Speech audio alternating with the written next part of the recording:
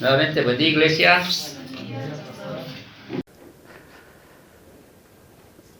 Siempre agradecidos a Dios nuevamente. A veces cuando hacemos la introducción tenemos que pensar en una introducción que nos pueda ayudar a entender lo que vamos a estudiar en esta mañana. Trato de encontrar algunas circunstancias o situaciones para que tú puedas entender de lo que vamos a hablar. Y a veces, por ejemplo, esta mañana vemos un poco de frío, ¿no es cierto? Se dice que si el sol se apagara, bueno, la ciencia dice aquello, son 8 minutos y 16 segundos, si no me equivoco, exactos, que tarda la luz del sol en llegar a la Tierra. Esa es la distancia perfecta. Y si se apagara el sol, tenemos vida, 8 minutos y 16 segundos. Pero a medida que pasa esos 8 segundos, imagínense si el sol empieza a apagar su calor, su luz, ¿cómo sería la Tierra? Y la distancia es tan exacta que no puede ser un poquito más lejos la Tierra ni más cerca la Tierra del Sol, porque ya variaría muchas leyes físicas. ¿Por qué hablo de la luz del Sol? Porque hoy vamos a hablar un poco cuando Juan, el apóstol Juan, escribe en esta primera carta sobre Dios, como su naturaleza misma, y lo compara con la luz. Dios es luz, dice, ¿sí? Dios es luz. Antes de hablar del pecado, primero va a sentar la base bíblica, primero va a sentar la base divina sobre quién es Dios. Porque este libro que estamos estudiando, de la primera carta, es un libro de certezas, de seguridades. Vale decir que para Juan, o eres blanco o eres negro. No hay grises.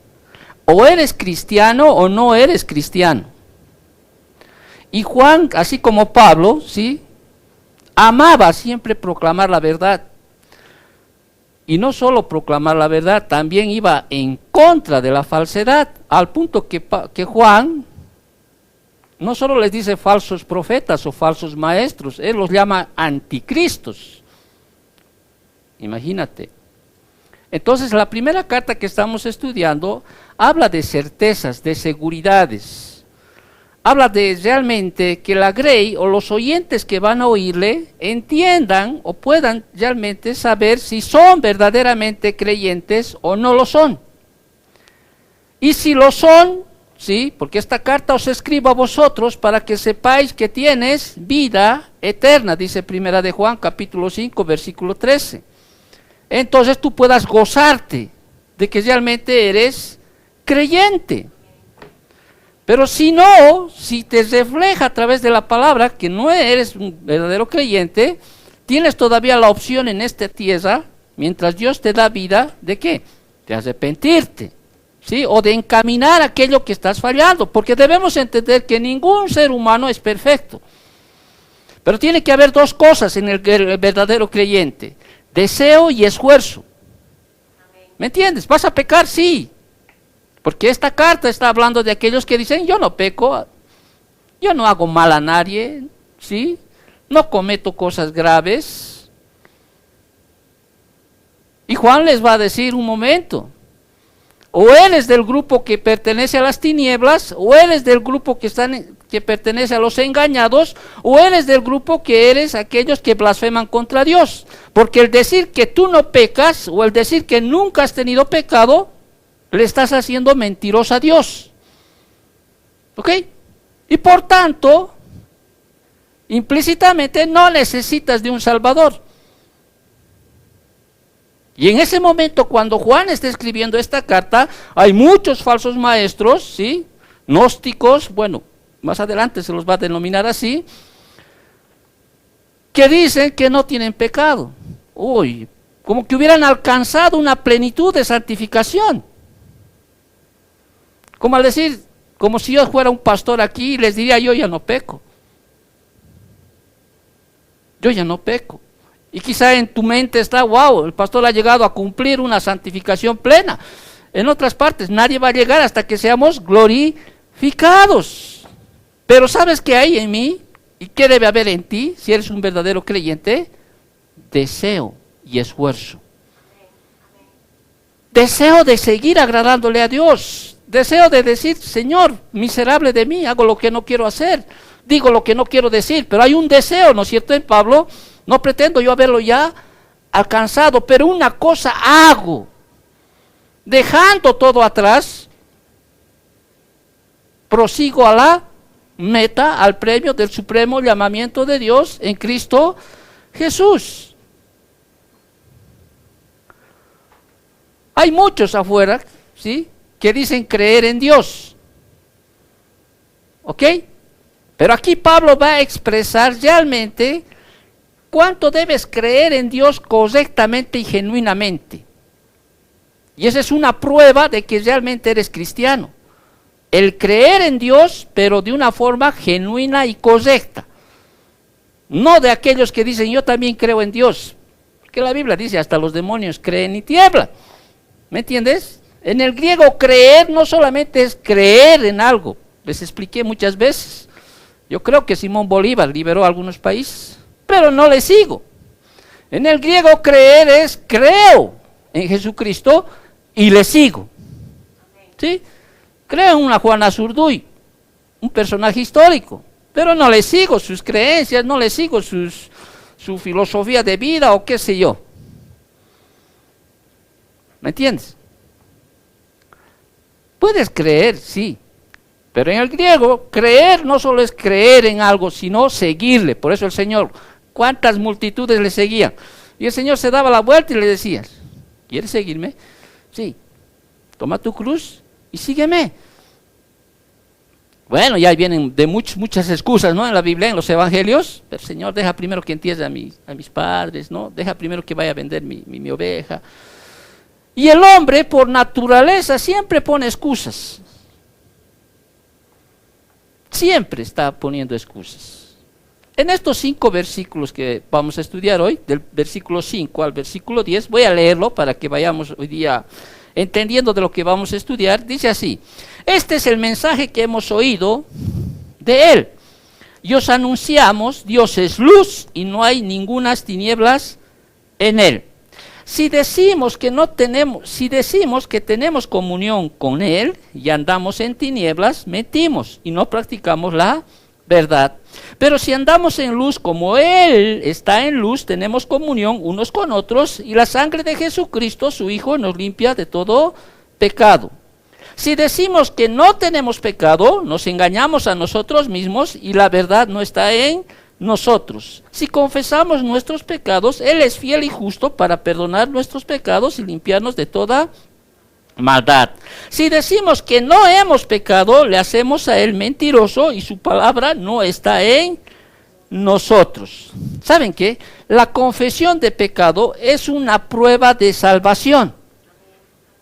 La confesión de pecado es una prueba de salvación. Vuelvo a repetir, esta epístola está llena de certezas, pruebas para identificar si realmente eres cristiano o no.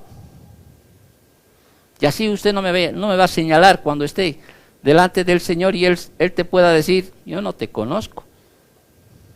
Pero Señor, yo iba a la iglesia camino a Sion, donde era doctrina sana, por decirte así. Y quizá otros vayan, pero Señor, en tu nombre yo he hecho milagros, he profetizado, he echado fuera demonios, y quizá digan, he hablado en lenguas, no sé qué cosas más, y el Señor les va a decir, yo no te conozco. ¿Hacedor de qué? De maldad. Yo no te conozco. Y no vas a entrar, y muchos de los que están atrás de aquellos tampoco. ¿Por qué? Porque realmente no han sido elegidos por Dios. Entonces Juan siempre va a hablar de certezas en esta carta, si realmente eres o no eres cristiano. Por eso dice, os escribo esto a vosotros para que sepáis que tienes vida eterna. Ya Juan empezó los primeros 5 versículos que ya hemos estudiado, los primeros 4 versículos. ¿Sí? Y ahí vimos, por ejemplo, una de las primeras certezas, hablándoles de la certeza de la encarnación del Hijo de Dios. Y Juan les dice, aquellos que están enseñando otras cosas, les está diciendo lo que hemos visto, hemos oído, hemos palpado es real. Dios es real. Dios se hizo carne, el verbo de la vida se hizo carne, porque en ese momento ellos pensaron que Jesús era un hombre y había venido el Espíritu Divino y en el bautismo había entrado en él, y cuando llegó el momento de la crucifixión salió ese Espíritu Divino. O sea, son cosas que estaban enseñando en ese momento. Y habían otros que enseñaban que Jesús era como un fantasma, parecía un ser humano. Y más adelante vas a entender lo que te estoy hablando. Quizá ahorita no te estoy explicando mejor. Pero hay una enseñanza ahí que es un otro evangelio. Y Juan está diciendo, un momento, yo he visto a Jesús. No solo yo, los apóstoles. Lo hemos oído, lo hemos visto, lo hemos contemplado, lo hemos tocado a Jesús. El verbo de vida es real, no es místico, no es un fantasma. Dentro del contexto de lo que vamos a aprender en la primera carta. Porque había ahí quienes estaban enseñando otra cosa. Y peor aún, en este momento había otros que decían, yo no tengo pecado. Yo no peco. Y Juan les va a decir, si tú dices que no pecas, ¿sí? Mentiroso eres. Y la verdad no está en vosotros. En otras palabras, no necesitas un salvador, no crees. Entonces que Dios tuvo que hacerse hombre para ser aquel salvador. Y establecemos en la Biblia que todo ser humano es pecador. ¿Sí? Y la paga del pecado, ¿qué es? Muerte, muerte eterna, separados de Dios por la eternidad. Y todo ser humano tiene necesidad de un Salvador si quiere ir al reino de Dios. ¿Me entiendes? Así que aquel que crea que no necesita venir a la iglesia o no necesita de un Salvador específicamente para ir al cielo, pues se miente. Y viene a ser un blasfemo. Porque ir en contra de la verdad es mentir. Si la verdad te dice, necesitas tú un Salvador, y aquel que dice, yo no necesito, ¿qué está haciendo? Está mintiendo contra la verdad. Entonces, lo que primero hace Juan, hemos leído en los primeros 4 versículos, nos habla de la certeza de la encarnación. El verbo de vida fue manifestado en la persona del Señor Jesucristo. Después nos habla también, en estos primeros 4 versículos que hemos estudiado, la certeza de la vida eterna, la cual Juan define con la comunión del Padre y con su Hijo Jesucristo. O sea, si tú eres cristiano, debes tener comunión ¿con quién? Con Dios. ¿No es cierto? Tenemos comunión con Dios a través de su Hijo Jesucristo. Si realmente eres cristiano, tienes que tener comunión con Dios.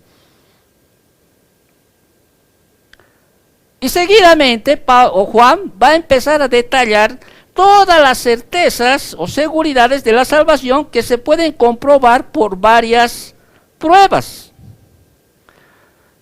Ahora, es difícil a veces hacerte entender, ¿sí? Pero a partir del versículo 5 adelante, hasta el capítulo 5, hay varias certezas de las cuales uno tiene que entender y escuchar para saber si realmente es cristiano. Y el anterior domingo habíamos hablado algunas preguntas para saber si realmente eres cristiano. Y te las voy a decir rápidamente sin decir los versículos. Si quieres saber, vuelve a escuchar el anterior domingo la enseñanza. Por ejemplo, debemos preguntarnos, ¿has disfrutado usted de la comunión con Cristo y el Padre? O sea, ¿disfrutas tener comunión con Dios, con Dios Trino, con el Padre, con el Hijo y con el Espíritu Santo? ¿Disfrutas tener ese tiempo de oración? Quizá un tiempo de ayuno cuando hay una situación que viene, leer su palabra. ¿Disfrutas tú realmente querer conocer la palabra o usted va a venir domingo solamente porque tiene que venir? Y a veces uno tiene que meditar, porque la carne a veces te incita, ¿no?, a querer estar pegado sobre tu frazada. Pero si realmente uno es creyente, tiene que haber en su corazón esa pues hambre y sed de justicia, de escuchar su palabra. Ahí es donde tenemos comunión con Dios. Preguntas como ¿eres sensible al pecado? Es también una pregunta que debemos hacer. Si dices que no, eres como un grupo de estos que Juan va a detallar más adelante, como esos que siguen viviendo en tinieblas.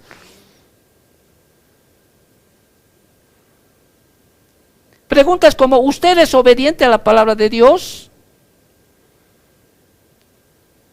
Preguntas como ¿rechaza usted al mundo o al sistema de este mundo? Y Juan va a hablar más adelante, la vanagloria de la vida, los deseos de los ojos, los deseos de la carne. ¿Rechaza usted aquello? ¿O sigue amando a este mundo, a este sistema? Sigue anhelando la vanagloria antes de venir a lo que el Señor te dice que vengas. Los deseos de los ojos. Muchos prefieren ver partidos de fútbol de venir a la iglesia. A mí me encanta el fútbol, veo por si acaso. Pero primero está Dios. Otros prefieren ver su novela, su película esta mañana, frío, claro. ¿Sí? Pero son preguntas que uno tiene que hacerse realmente para que usted entienda y sepa realmente si eso no es cristiano. ¿Ama a Cristo de tal manera que espera su segunda venida de manera expectante? ¿Usted espera? Hablamos de la segunda venida, celebramos hoy la cena del Señor. ¿Hasta cuándo? Hasta que Él venga. Y cuando Él venga, realmente te está encontrando sirviéndole al Señor, leyendo su palabra, evangelizando. O sea, son preguntas que uno tiene que hacerse, ¿no? ¿Ve usted un patrón decreciente del pecado en su vida? ¿Ve que en su vida usted, desde que conoció al Señor hasta ahora, ¿sí? ¿Ve que ese patrón decreciente del pecado ha disminuido? Porque recuerda, vuelvo a repetirte, no eres perfecto.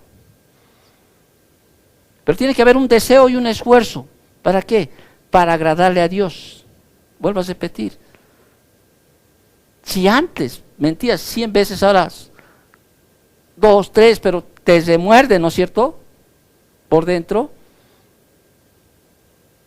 Cuando uno no se congrega, por ejemplo, 1, 2, 3 domingos, 4 domingos, 5 domingos, después no tiene necesidad de venir a congregarse y se miente a sí mismo. ¿Es pecado? Sí, porque la Biblia ¿qué dice? No dejando de congregarse como algunos tienen por costumbre. Punto. Es un mandato. Hay una instrucción ahí que tengo que obedecer.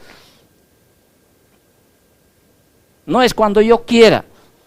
Ahora, hay situaciones en las cuales uno no puede venir. ¿Ok? Nadie está diciendo aquello. Hay situaciones, una enfermedad, qué sé yo. A veces, ¿cuántas veces una migraña de es que no quieres ver ni la luz y no puedes salir? O sea, situaciones pero duras, pero no pues situaciones en las cuales no hay un esfuerzo.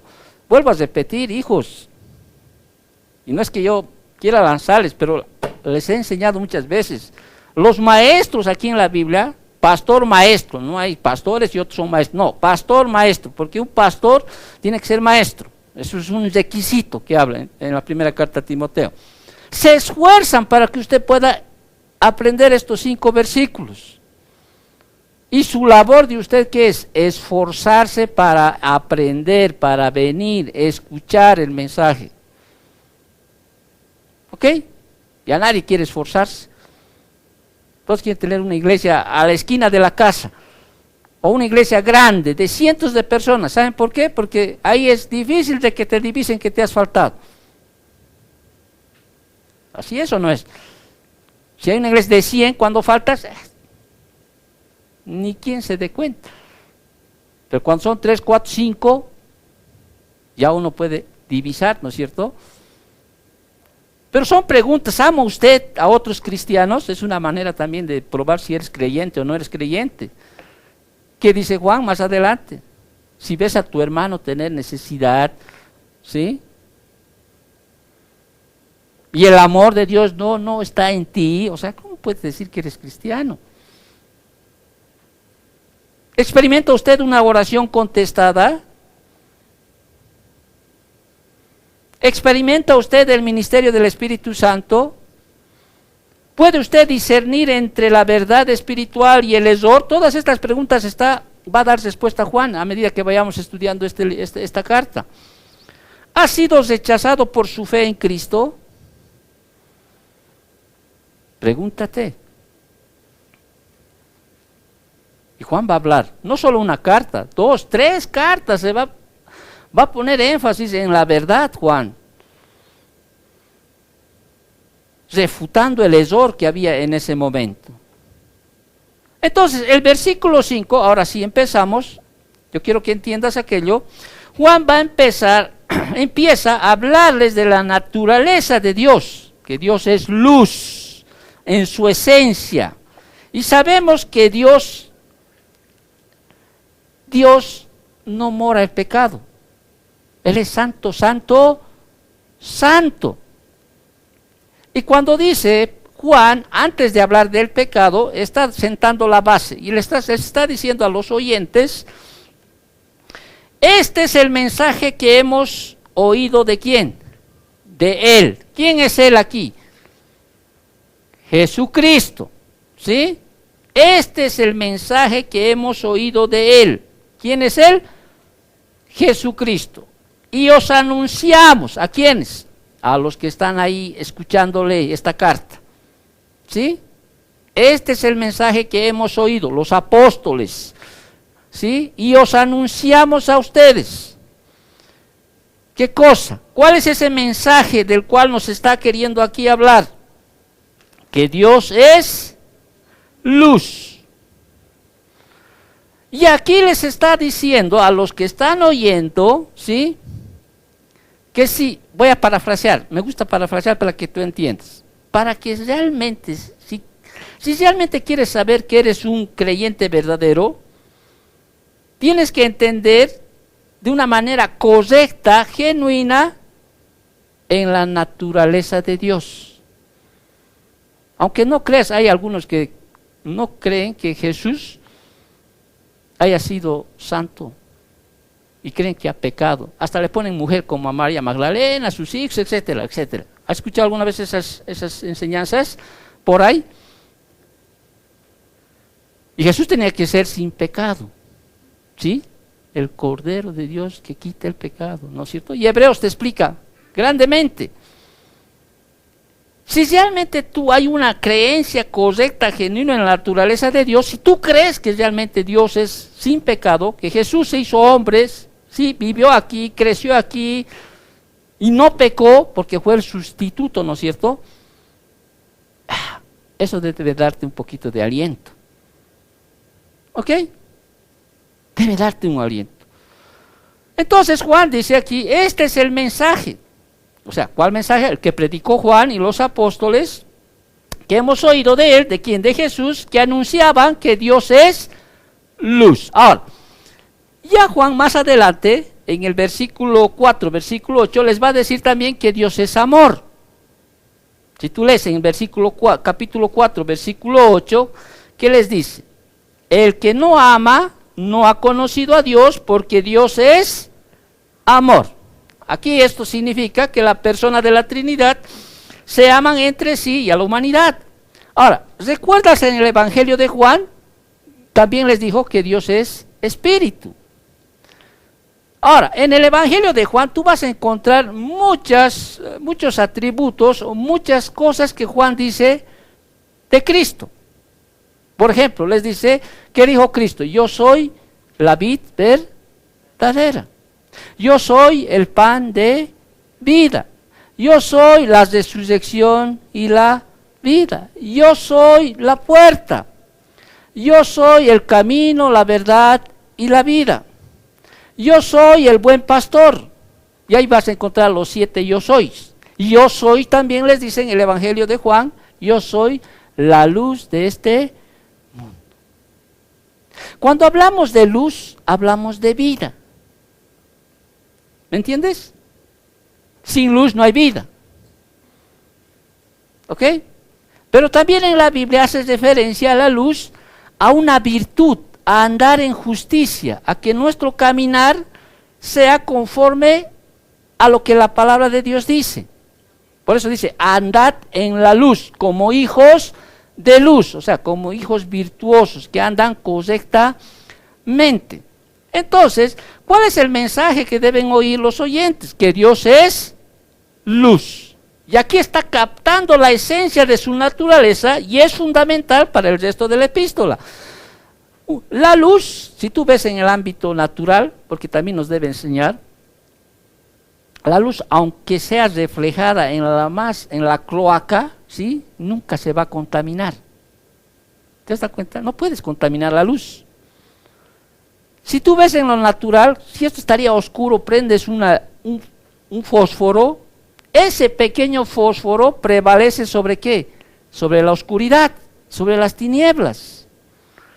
La luz muestra que Dios es santo, santo, santo, es justo, ¿me entiendes? Que en Él no hay variación. Nunca vas a ver una luz así. O sea, nunca puedes contaminar la luz. Entonces, los que están escuchando aquello tienen que entender, así como se presentó Dios en el Antiguo Testamento, porque a veces la luz también representa su gloria, la gloria de Dios. Por eso dice, cuando salieron del Éxodo, ¿qué pasó?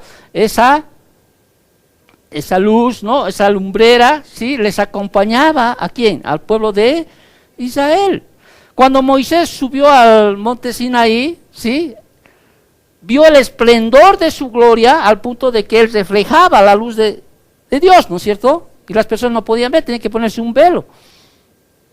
La luz también representa su gloria, o sea, a menudo describe la gloria de Dios. Y entonces uno tiene que entender primero, antes de hablar del pecado, tiene que entender, el que está oyendo tiene que entender que Dios es luz, o sea, no hay variación en Él. No hay contaminación. Es el reflejo de su gloria. ¿Me entiendes? Y como hijos de Dios, por eso nos dice una vez, empecemos a andar como hijos de luz. Vale decir que en nosotros no haya esa contaminación. Obvio, nunca vamos a alcanzar la perfección de la gloria de Dios, nunca. Pero vuelvo a repetir, como tercera vez que estoy repitiendo, tiene que haber en uno, ¿qué cosa? Deseo y esfuerzo. Deseo y esfuerzo. Entonces, cuando uno habla de la luz de Dios, en la Biblia, por ejemplo, hay dos principios que fluyen de la verdad básica de que Dios es luz. Primero, la luz representa la verdad de Dios encarnada en su palabra. Esto viene a ser la luz. ¿Qué dice el Salmo 119, versículo 105? Lámpara a mis pies es tu palabra, lumbrera a mi camino. ¿Sí? Lámpara. Representa la verdad de Dios, la palabra. Y también la Biblia vincula la luz con la virtud y la conducta moral. Cuando hablas de luz, por eso dice, andad como hijos de luz. Efesios 5, versículo 8, ¿qué dice? Porque en otro tiempo erais, ¿qué cosa? Tinieblas, mas ahora sois luz en el Señor, andad como hijos de luz, porque el fruto del Espíritu es en toda bondad, justicia y verdad. La Biblia te dice, ¿sí? Efesios, ya hemos estudiado alguna vez ya esta carta. Capítulo 1, 2, 3 y 4, doctrina. Y después te dice, ahora que te he dicho quién eres en Él, con Él, por Él, ¿sí? Anden como es digno del Señor. Anden como con la vocación que han escogido ser. Estoy parafraseando. Anden como verdaderos cristianos. ¿Cómo? Y capítulo 4, capítulo 5 te va a decir, anden en luz, anden en sabiduría, anden en el Espíritu Santo. Empiecen a caminar en aquello, si son realmente creyentes.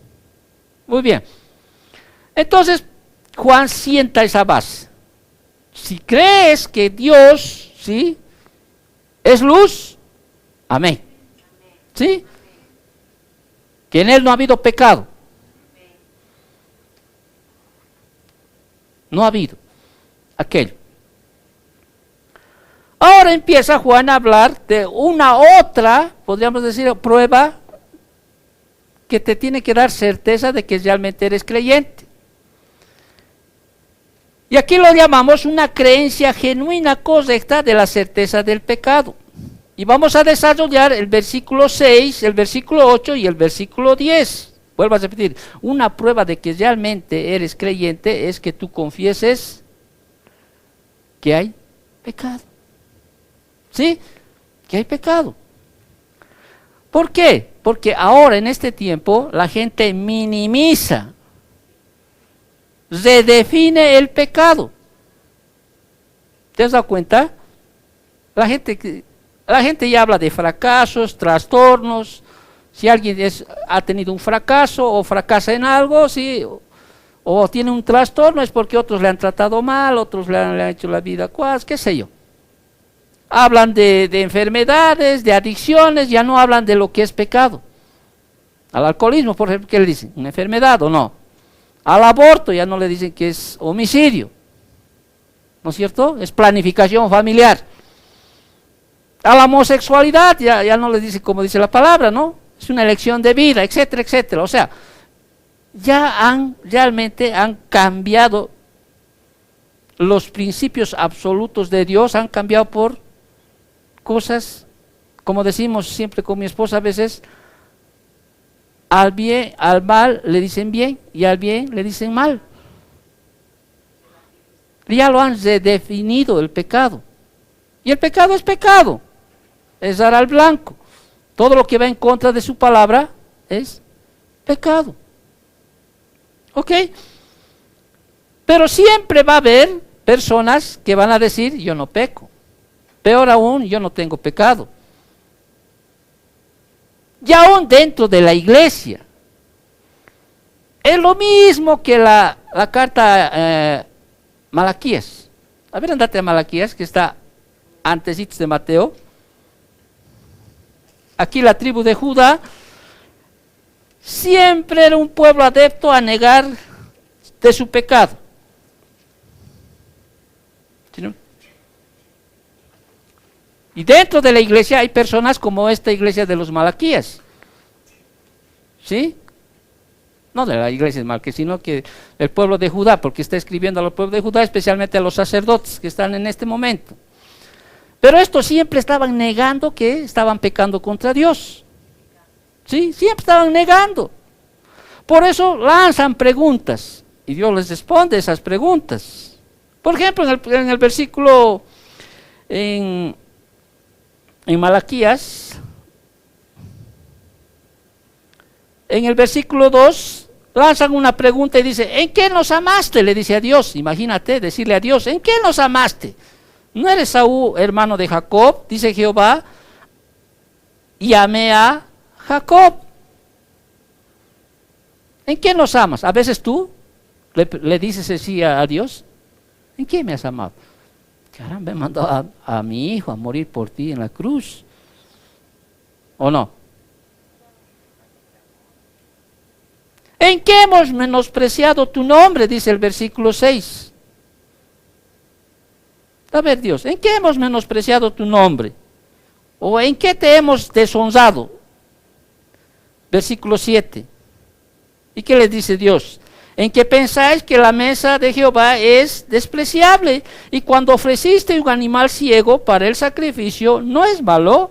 Asimismo, cuando ofreciste el cojo o al enfermo, ¿no es malo? Preséntalo pues tú a tu príncipe, ¿acaso se agradará de ti y le serás acepto? Dice Jehová de los ejércitos. ¿En qué te hemos menospreciado? ¿Sabes qué? Si lo traemos a este momento, en tu servicio.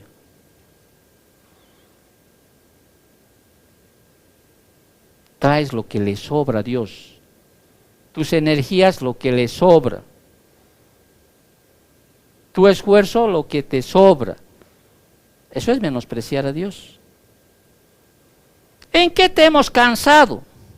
Versículo 17 del capítulo 2. Pregunta, ¿en qué te hemos cansado, Dios? ¿En qué te hemos cansado? En que decís, cualquiera que hace mal agrada a Jehová, y en los tales se complace, o si no, ¿dónde está el Dios de justicia? Es como al decir, ¿sabes qué, Dios? A vos te importa quiénes te aman, quiénes no te aman. Tú haces bien al bueno y al malo. No sirve de nada ser bueno. Es más, el malo prospera mejor, más sano que el que cree en ti. Ya nos has cansado, Dios. No hay diferencia entre, de nada sirve ser bueno o ser malo. Y en eso le han cansado, según el pueblo de Judá le dice, en eso nos cansas. Y Dios dice, ya me han cansado, sus quejas. Claro, responden, ¿no? En los salmos, no sabes el fin de aquellos, ¿no es cierto? No sabes tú el fin de aquellos. ¿En qué hemos hablado contra ti? Le dicen. Versículo 13. ¿Qué hemos hablado contra ti? Habéis dicho, por demás es servir a Dios. ¿Qué aprovecha? Que guardemos tu ley y que andemos afligidos en presencia de Jehová de los ejércitos. Decimos pues ahora, bienaventurados son los soberbios y los que hacen impiedad. No solo son prosperados, sino que tentaron a Dios y escaparon. No hemos pecado, Dios. Y hay otra pregunta que utilizan más los predicadores de la prosperidad. ¿En qué te hemos robado? ¿Y qué dice Malaquías? En vuestros diezmos y ofrendas. Bueno, aquí en esta iglesia no diezmamos, ¿sí? Pero sí ofrendamos. Pero no lo hacemos por obligación ni por necesidad. Lo hacemos porque es un mandato de Dios. Segunda de Corintios, capítulo 8, capítulo 9. No somos ya parte del pueblo de Israel. Es más, no aguantarían ustedes realmente si diezmaran lo que deberían diezmar, porque viene a ser casi el 23% de todo lo que ganas. Pero yo siempre he dicho, si en la ley era el 10%, ¿cuánto más debería ser en la gracia, no? Pero en segunda de Corintios Pablo habla, ¿no es cierto? ¿Qué dice? Primero dense a Dios. Después dense a su ministro, a su pastor, y después ofrenden. Pero hay muchos que niegan haber pecado contra Dios, por eso dicen, ¿en qué te hemos robado? Dicen, ¿no? O ¿en qué te hemos menospreciado? ¿En qué te hemos cansado? ¿Qué hemos hablado contra ti? Entonces, al igual que en los tiempos de Malaquías, también en los tiempos de Juan, ¿sí? Muchos negaban que estaban pecando. Muchos negaban que estaban pecando. Ahora Juan, volvemos al versículo 4, 5, ¿sí? En el versículo 6, versículo 8 y versículo 10, Juan divide estas tres categorías similares pero diferentes a quienes afirman estar en comunión pero rechazan la verdad. Vale decir, da una lista de los que niegan la certeza del pecado. Da una lista de los que niegan la certeza del pecado. Para ser un buen maestro, escuchen bien.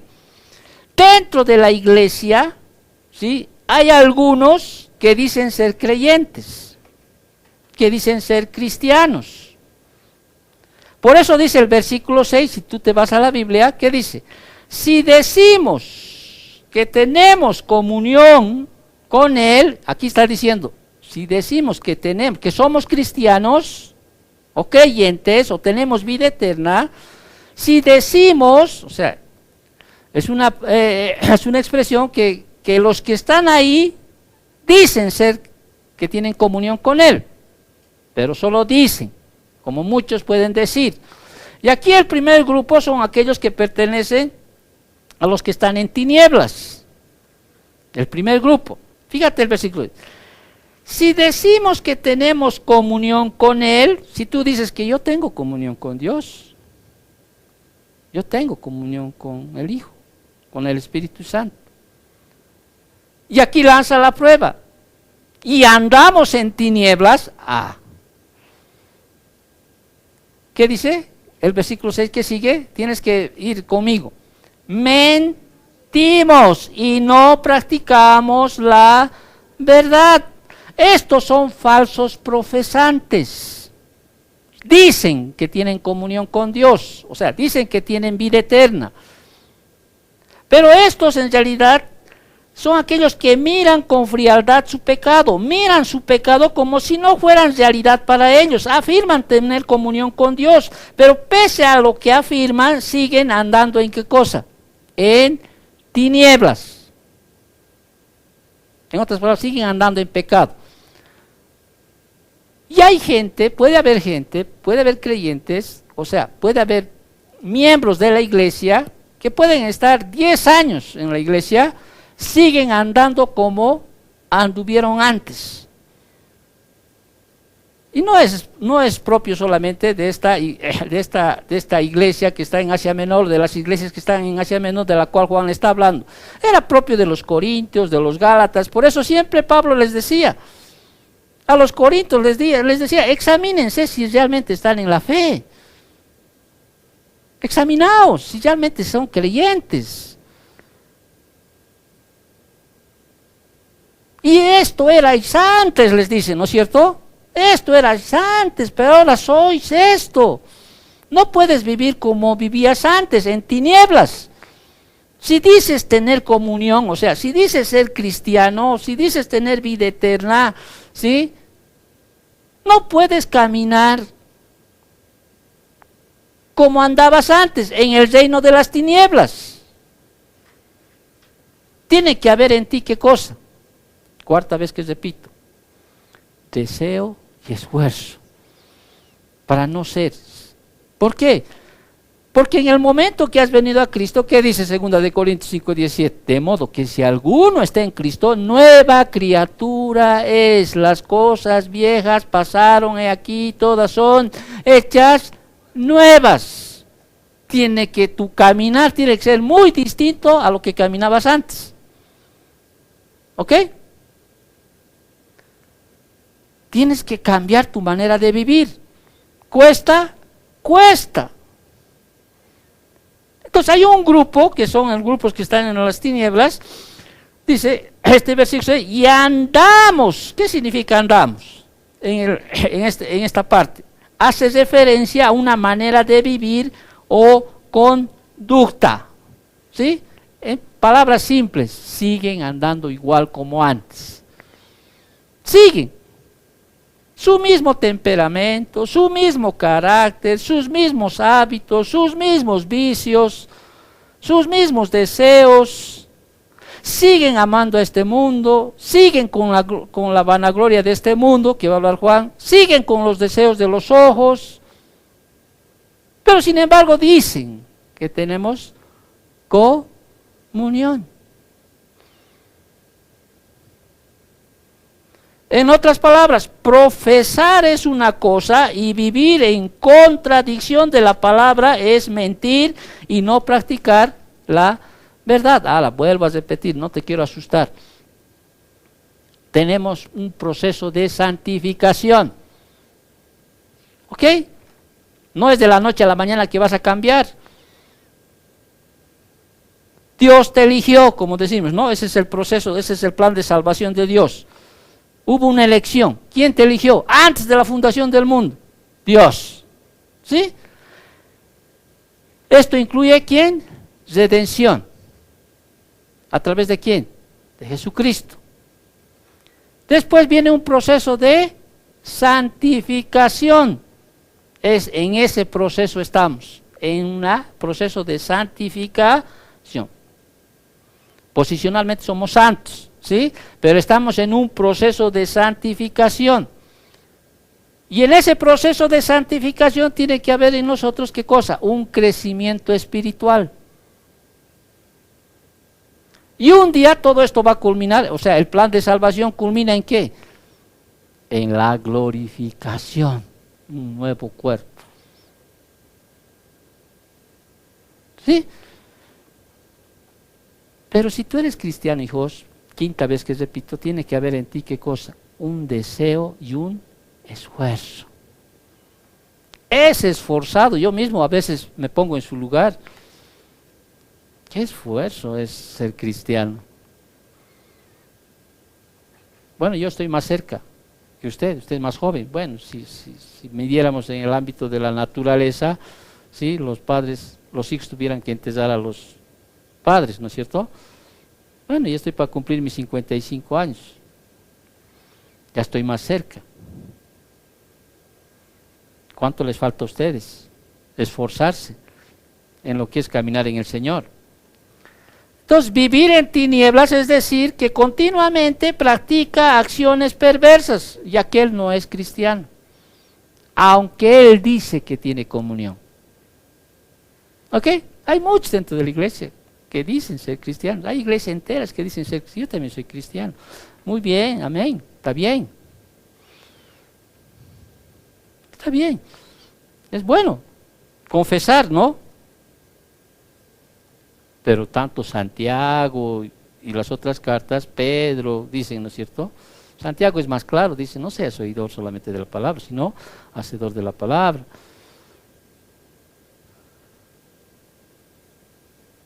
Entonces, hay un grupo de personas que son los que están en tinieblas, que dicen tener comunión, pero no lo tienen. Con su boca quizá dicen tener comunión, pero con sus hechos no, siguen lo mismo. ¿Por qué? Porque nadie les quiere refrendar su pecado. Peor en este tiempo, nadie quiere, porque uy, se me va a vaciar la iglesia, dice. Y además muchos son catalogados de, esa iglesia tiene falta de amor. Porque vamos y nos dicen todos. Juan aquí les está diciendo claro a los que están oyendo. Y les dice tantas certezas realmente si eres cristiano. Y hay otro grupo peor que estos que andan en las tinieblas. Y es el grupo de los engañados. Versículo 8. Si decimos que no tenemos pecados, nos engañamos a nosotros mismos y la verdad no está en nosotros. De igual manera, estos son falsos profesantes. Afirman no tener pecado, son más orgullosos que los primeros que ignoran su pecado. Afirman haber alcanzado el plano de la espiritualidad más elevada, donde el pecado ya no existe en su vida. Estos son los que son engañados. Si decimos que no tenemos pecado, en otras palabras, están malinterpretando por completo la condición y la obra de santificación progresiva del Espíritu. Vale decir, yo ya no necesito crecer espiritualmente. Ni Pablo se atrevió a decir aquello. ¿O no? Solo al final de su vida dijo, he peleado la buena batalla de la fe, he acabado la carrera. Por lo demás, me espera la corona de justicia que Dios tiene para mí y para los que aman su venida. Pero en el transcurrir de sus años, 33 años después que lo vio al Señor camino a Damasco, él dijo, no pretendo yo haberlo ya alcanzado, pero una cosa hago, ¿sí? Un deseo,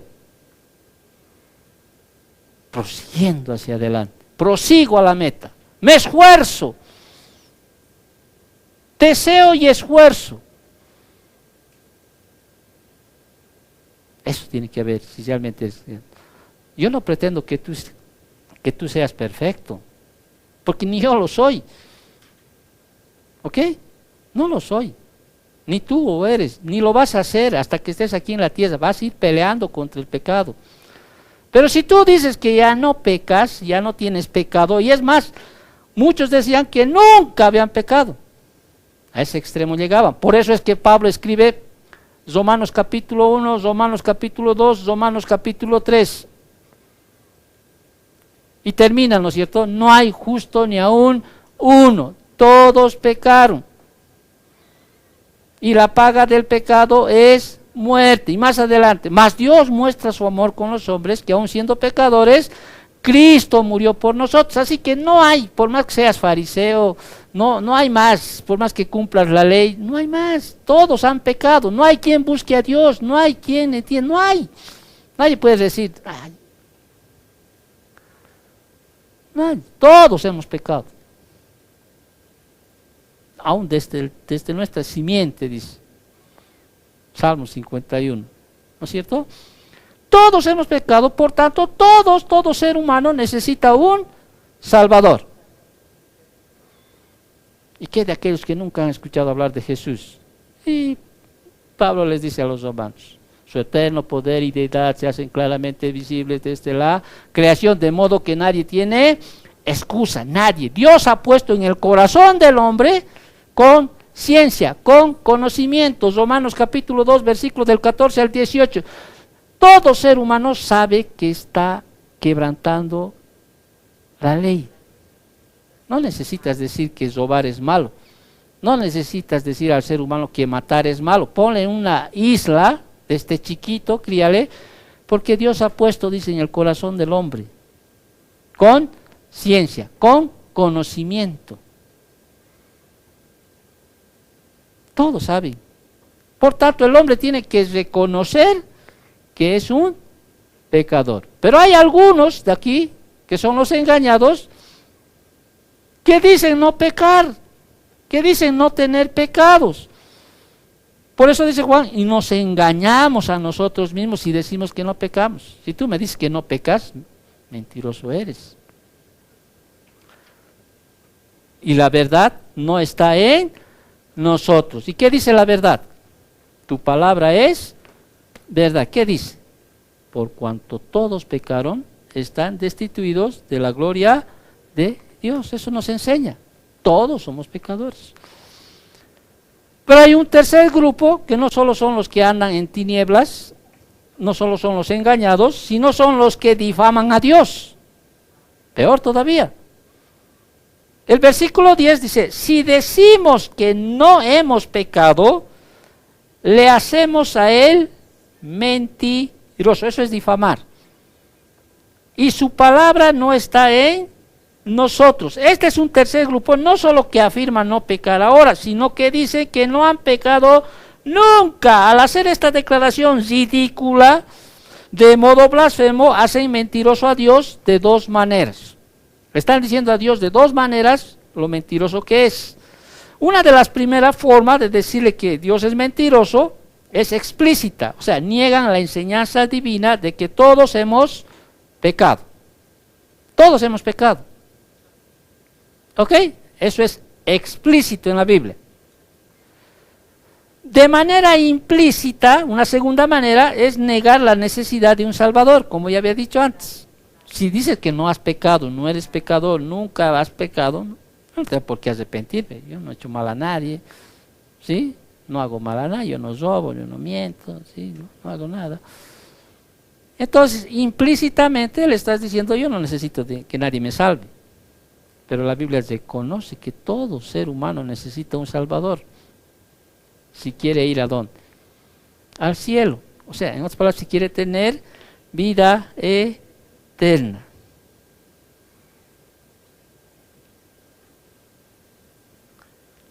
Todos pecamos. Y hay pecados incluso ocultos dentro de nosotros que ni siquiera han salido a flote. ¿Sí? Pero ahora, más adelante, ¿sí? Esto lo dejar porque tenemos Santa Cena hoy día, ¿sí? Estas dos pruebas, estas primeras dos pruebas, primera prueba para saber con certeza que eres un creyente es creer en Dios, correcta y genuinamente. Creer que Él es luz, no hay en Él tinieblas, no hay pecado en Él, no hubo.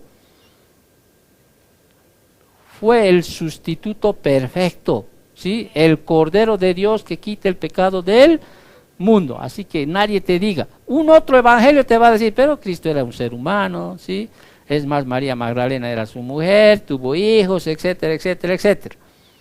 Eso es ya un otro evangelio, ¿sí? O en ese tiempo te van a decir, no, pero ahí en ese tiempo, por ejemplo, tengo 5 minutos, el docetismo decía, o afirmaba, o sostenía que el cuerpo de Cristo solo parecía ser físico. Y había un otro grupo en ese tiempo, el cerintianismo, que sostenía que el Espíritu Divino de Cristo descendió sobre el Jesús humano en su bautismo, pero que se marchó justo antes de su crucifixión.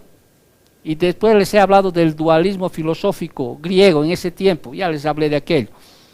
En síntesis, esto sostenía que lo que importaba era lo espiritual, que la carne pues para nada aprovecha. Hagas lo que hagas con tu carne, al final carne es. Pero en Romanos se explica también, ¿sí? ¿Qué es lo que debe mostrar en nosotros realmente? Que estamos creciendo espiritualmente. Os ruego por las misericordias de Dios que presentéis vuestro cuerpo, no dicen vuestro espíritu, vuestro cuerpo, que nuestro cuerpo refleje realmente que somos creyentes. En sacrificio vivo, agradable y santo al Señor. Hasta en nuestra manera de vestir debemos reflejar que somos hijos de luz. En nuestra manera de hablar. ¿Ok? En nuestra manera. Ahora, uno dice, ¿pero qué tiene la parte externa? Sí, es verdad. Lo que importa es lo de dentro, pero a veces el creyente tiene que manifestar por afuera. ¿Me entiendes? Ya, ponte una argolla, no es pecado. Hazte un tatuaje, no es pecado. ¿Me entiendes? Pero si has conocido a Dios y has andado en los caminos de Dios, tienes que ser pues testimonio para tus hermanos. Tus hermanos ya no van a decir, no es pecado. A ver, que yo venga con un arete aquí. ¿Verdad? No me voy a ir al infierno por aquello, porque el que se va al infierno es por negar a Cristo como su Señor y Salvador. Pero como Pablo decía, si voy a hacer que mi hermano se sienta débil en la fe, ¿sí? Por comer carne, diga, mira, está comiendo carne, no voy a comer, tranquilo. ¿Me entiendes? Porque eso es amar al prójimo. Porque quizá otro hermano débil en la fe va a decir, ¡ay, qué barbaridad! Mira lo que ha hecho, ¿no? Y va a juzgar no solo a la iglesia, va a juzgar a todos. Hasta va a hacer blasfemar a Dios. Y Pablo les explica a los corintios, a los demás, el reino de Dios no es ni bebida ni comida, no es si comes o dejas de comer, no es si tomas, obviamente no, entonces puedo beber, no es pues así tampoco, ¿no es cierto? No embriaguéis con vino, dice, en el cual hay disolución, antes sed llenos del Espíritu Santo. El reino de Dios no es ni comida ni bebida, es justicia, paz y gozo en el Espíritu. Manifestar los frutos del Espíritu, amor, gozo, paz, paciencia, benignidad, bondad, fe, templanza, etcétera, etcétera, etcétera. Todos mentimos, todos pecamos. Si dices que no pecas, no solo le estás diciendo, le estás blasfemando a Dios, porque le estás diciendo mentiroso eres, y la verdad no está en vosotros. Reconocer una prueba, una certeza de ser cristiano, termino con esto, que es reconocer que Dios es luz. Y una segunda certeza es reconocer, ¿sí?, que hay pecado en ti. Y más adelante, ¿sí?, otra certeza de que vamos a estudiar el siguiente domingo, de que eres verdadero creyente, es creer en el perdón de pecados. Porque hasta ahora hay personas que dicen ser cristianos que no creen que Dios les ha perdonado y siguen con eso. No, y Dios te ha perdonado, Él limpió, dice, todos tus pecados. Si antes de ser cristiano has hecho tu vida un jolgorio, perdón la palabra, como decimos, ¿no? Todo una... Dios borró, dice. No creo. Borró. No lo hagas mentiroso a Dios. Él borró todos tus pecados. Ya nadie puede juzgarte. Quizá tus amigos, tu familia, tu marido, tu mujer, los que te pueden juzgar. Pero si anda, Dios ya me perdonó, así que me interesa que me digas. lo que era antes. ¿Qué me importa? Dime lo que sea. Al final, yo entiendo que el perdón que debo recibir es de quién. De Dios. Si antes éramos así, éramos caídos. ¿No es cierto o no? Pero una prueba de que realmente eres salvo es que creas en el perdón de pecados.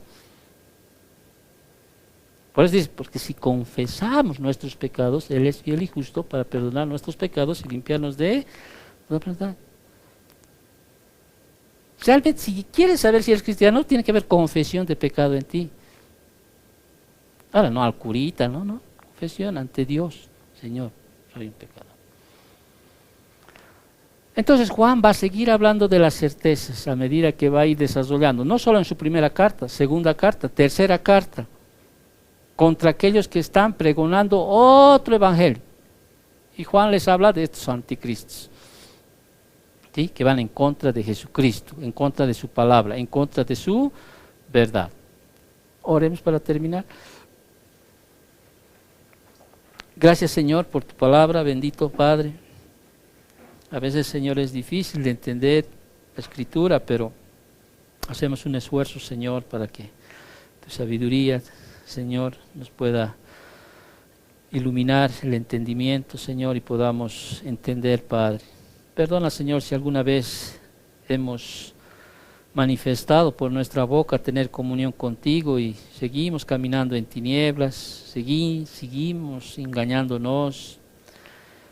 Y aún, Señor, a veces llegamos a blasfemar, Señor, haciéndote mentiroso, pero, Señor, reconocemos, bendito Dios, que todavía, Señor, en nosotros hay mucho que dejar, hay mucho que lidiar, hay muchas cosas, Señor, que tenemos que aprender y tenemos que ser aquellos hijos de luz, Señor, que andemos en luz.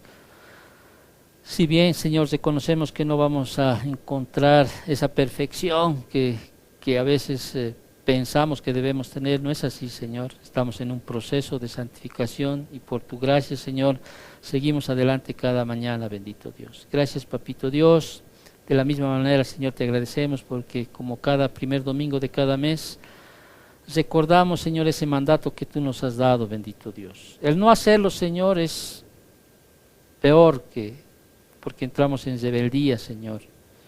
Por poder decir, Señor, que nosotros, cada que participamos de la cena, Señor, podemos recurrir a tu sangre preciosa, Señor, reconocer que hemos pecado aún al salir de nuestra casa el día de hoy, aún en nuestra mente, en nuestro pensamiento, pero, Señor, confesamos, Señor, que hemos pecado, pero no puede limitarnos, Señor, a celebrar esta ordenanza que tú nos has dejado, porque amamos tu venida, bendito Dios, amamos tu nuevo pacto, bendito Padre. Gracias, Papito, porque nos das ese privilegio, Señor, mientras estamos en vida en esta tierra, Señor, pues y esperando tu venida, Señor, podamos obedecer al mandato que tú nos has dejado, de celebrar la cena que tú has instituido, Señor, recordando el nuevo pacto, bendito Dios.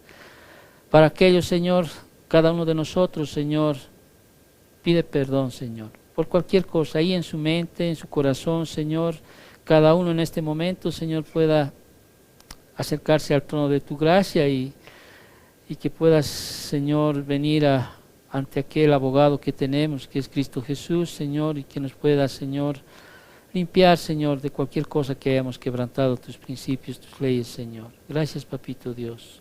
Gracias, bendito Dios. En nombre de Cristo Jesús. Amén.